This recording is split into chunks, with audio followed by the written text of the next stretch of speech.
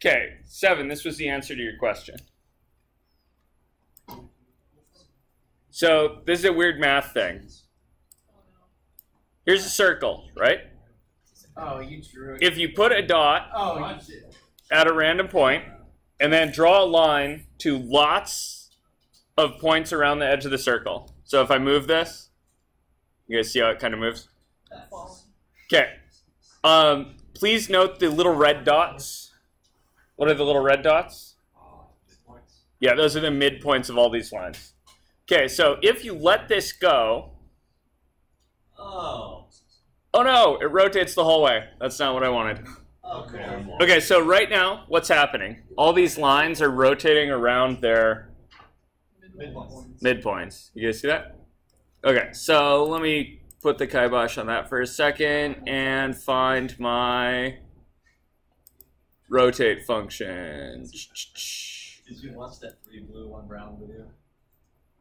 What? Oh, this is gonna take a second. Okay, let me do this.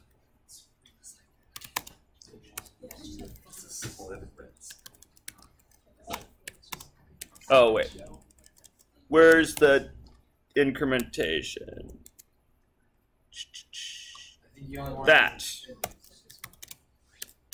Okay, so I know you guys don't really quite know what this means. That's okay.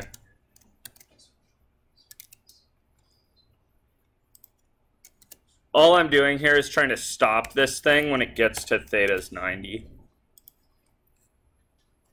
Okay. And bam. Okay, weird thing. This is apparently an ellipse. That occurs seemingly at any point in here. If you click anywhere and rotate all the lines by 90 degrees, the resulting shape is more or less an ellipse. Again, here it's pretty much a circle, right? Because it's pretty much the middle. It does degenerate if you pick something on the outside edge. You get a sharp cusp. You guys see that? That might just be because I don't have very many lines Was that here. on the circumference? It was pretty darn close. You could see that the smallest line segment was only about 2 millimeters long. What about if you add more grades? Yeah, if we add more lines. Then it might. Okay, so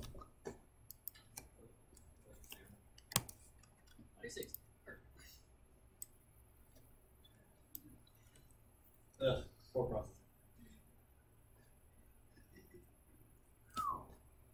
process. So this was my introduction today into variables. Not so much because I wanted to show off this really freaking cool piece of code I wrote, but also because I wanted to show off the piece of code I wrote. Mostly because I wanted to show off the power of, in that thing, a bunch of places, I probably had to use how many lines there were, right? You guys see that? Like, there's probably a bunch of different spots in the code that reference how many lines do you want to have. If I wanted to go from 60 to 360, and I hadn't used a variable, you guys see that? This count guy? That's what's called a variable, right? So if I want to change from 360 back to 60, if I wasn't using the variable, I would have to go all through this code and find everywhere I used 360 and swap it back to 60. Except that I also used 360 and down here for angles. Right? So you can't just do a search and replace. You have to be really careful. You guys see that? So because I want to practice good coding and because I want to be able to swap things on the fly like that, I'm going to teach you guys today about variables. You have one line telling you what that variable means. Yep. And to replace it, you only need to replace that one, what the variable is. Yeah, exactly. There's one spot where that number is set, and then I can change that one spot, and the whole rest of the program will figure it out. You guys cool with that? So let me look at what I've got in the top of this program. I have, and it should be noted, by the way, that I wrote this thing kind of quick, fast, and in a hurry, so there's basically no comments. You see that? That's poor coding practice. Do like I say, not like I do. Put your freaking comments in here. So let me go through and add some of the comments that I would have kind of normally had in here. So, oh, what was that? What's the physicist's name on this thing? You remember? Starts with an F. Damn. Chris probably Is it? remembers. I don't know. Look it up.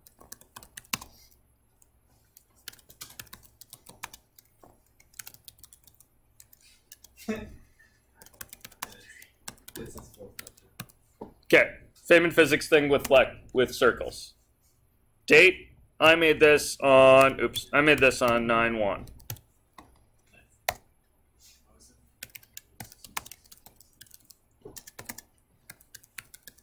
Stolen from YouTube idea.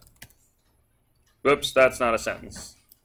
Let's go with idea stolen from YouTube. That maybe makes more sense. Okay.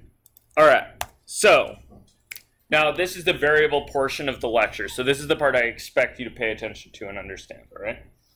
So here there's an int count equals 360 and a semicolon. What is that thing doing? It's setting the variable count as an integer with the value 360. Okay. That's make a variable called count, right? So count is this thing's name, and set it equal to 360.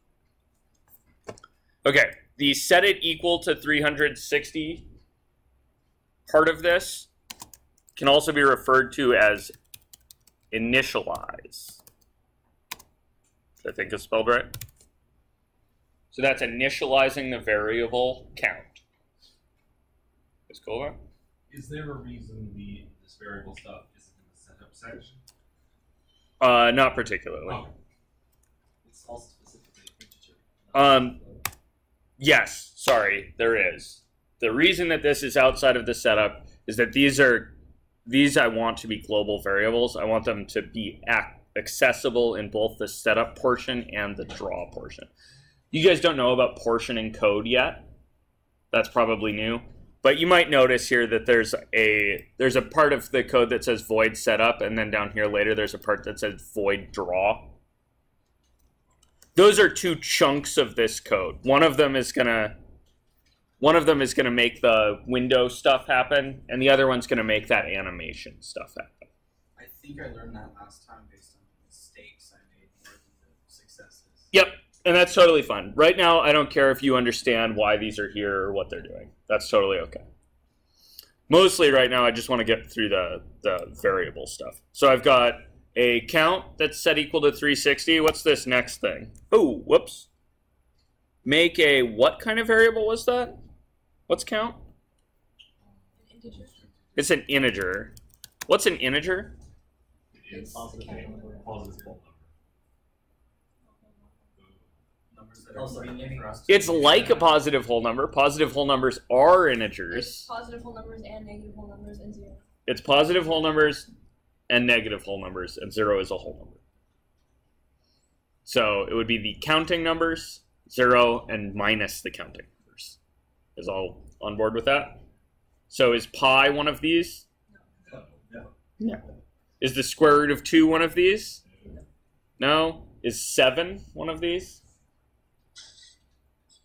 None of you got that. No, 7 is that guy. He's over here. Yes, 7's an integer. Okay, what's this next line doing? Int radius equals 500. That's probably the radius of the whole circle.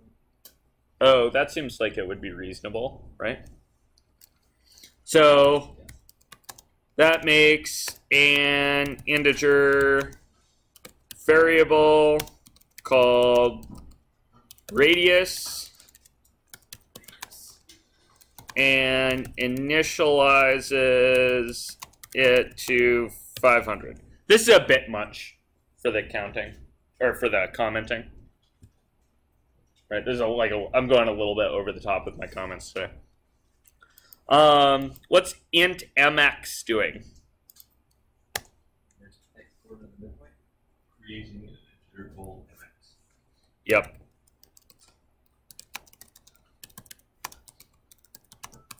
Yeah, did you not define it though? Like, what is that?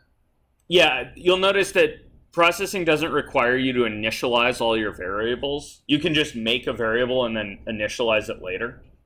If you forget and try to use it for something, it will toss. Has anybody seen that error yet? Yeah, it'll tell you. Yeah, sometimes it'll say the variable whatever hasn't been initialized. Sometimes it'll just shout at you about a null pointer exception. It depends on exactly what kind of variable you're talking about. This other one creates an integer call. I guess maybe we can lump those two lines together into one comment, right? A better comment here would be, what do I intend to do with mx and my? So you can search through your code, right? Oh, it looks like those are recording mouse positions. So that's what I'm going to write in here. Use these to record mouse positions. Mouse coordinates? Sure. Coordinates is a better word there. You guys all cool with that? So usually when I'm commenting, my comments on variables will be more related to what I intend to use that for and less related to what type it is.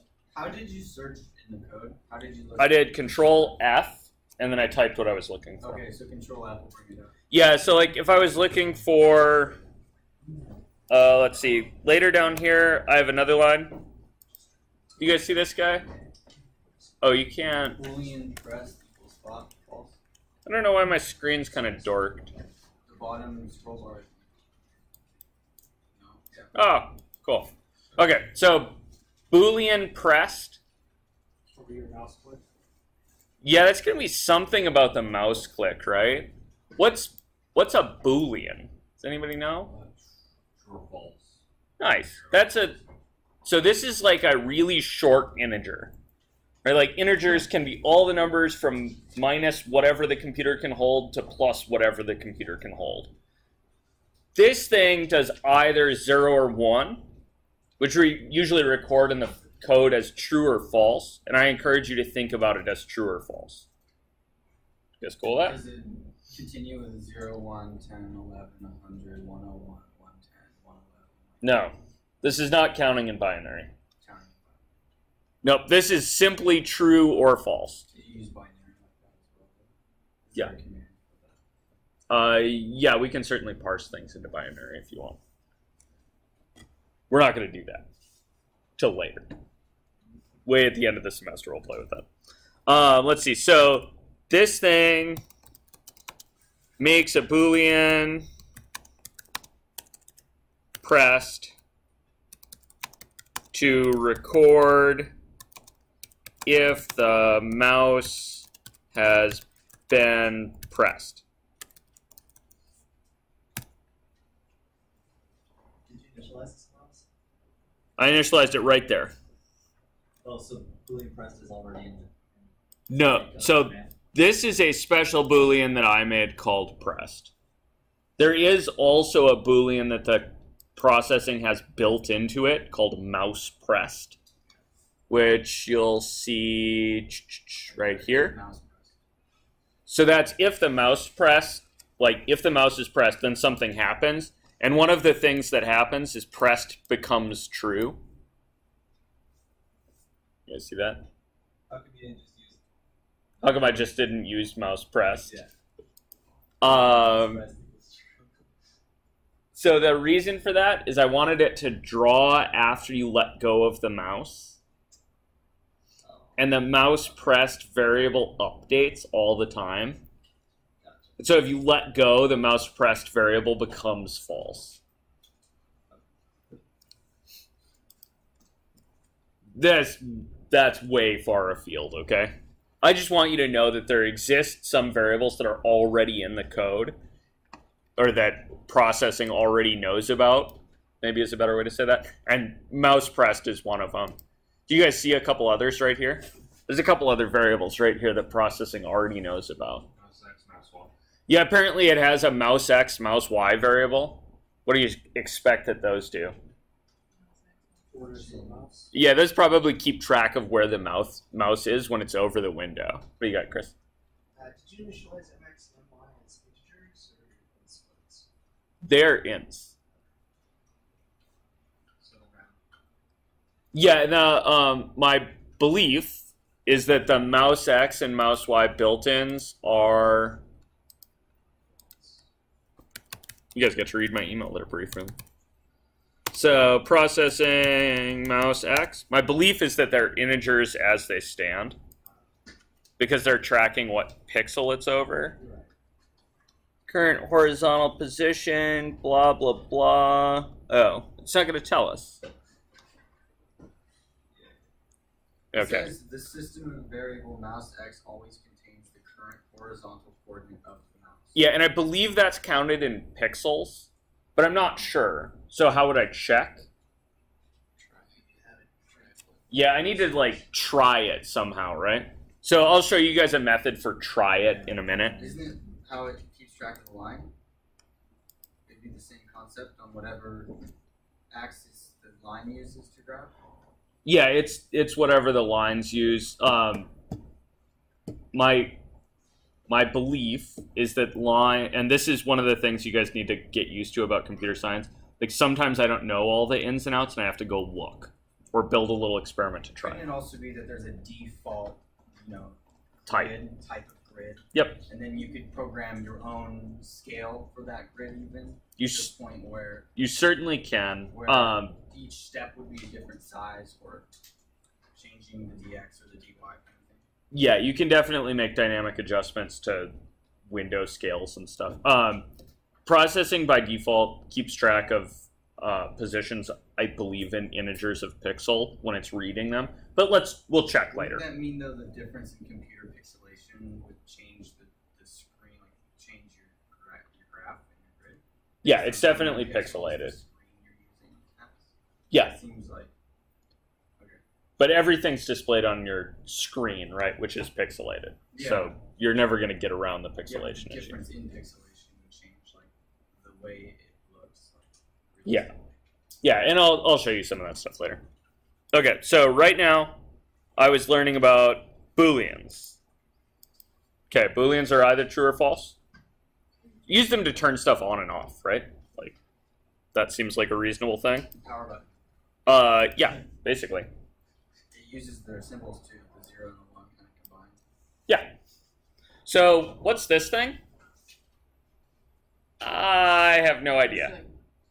That's for later. It's like an array. Okay, cool. So you might note that this symbol is familiar to some of you. That's a thing called an array, which is just a list of variables.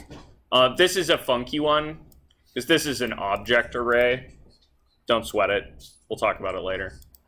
What's a float? A rational number. Close. Is there a number that can also be decimals and fractions? Yeah, so this is an integer and includes some idea of decimals, right?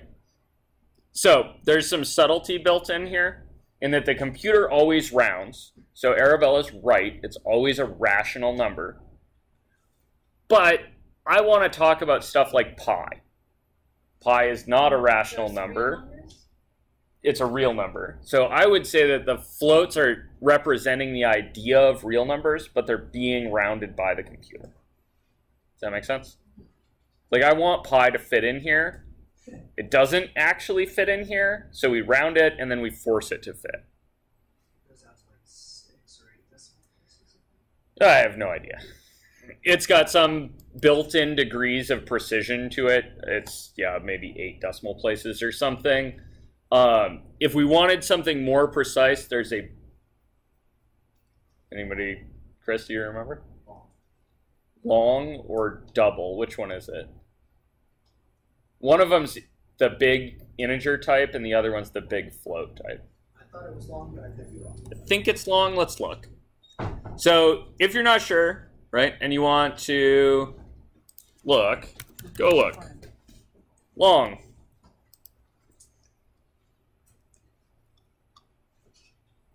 Data type for large integers. Dang it.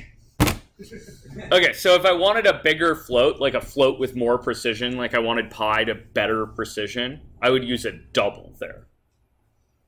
If I want a big integer, I use a long. I do not care if you guys have those words in your vocabulary yet.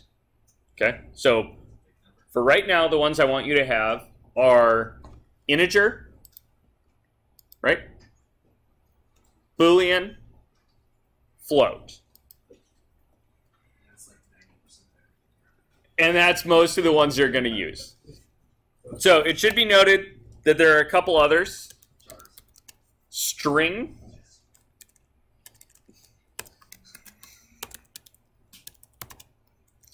Okay, so Apparently it's capital. yeah, we might have to go into this for a second. Let's see. I'm going to call this string test, and I'm going to set it equal to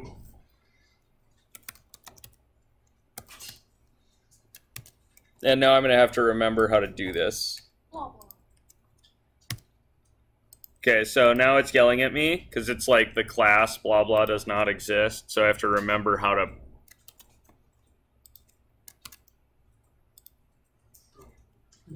Okay.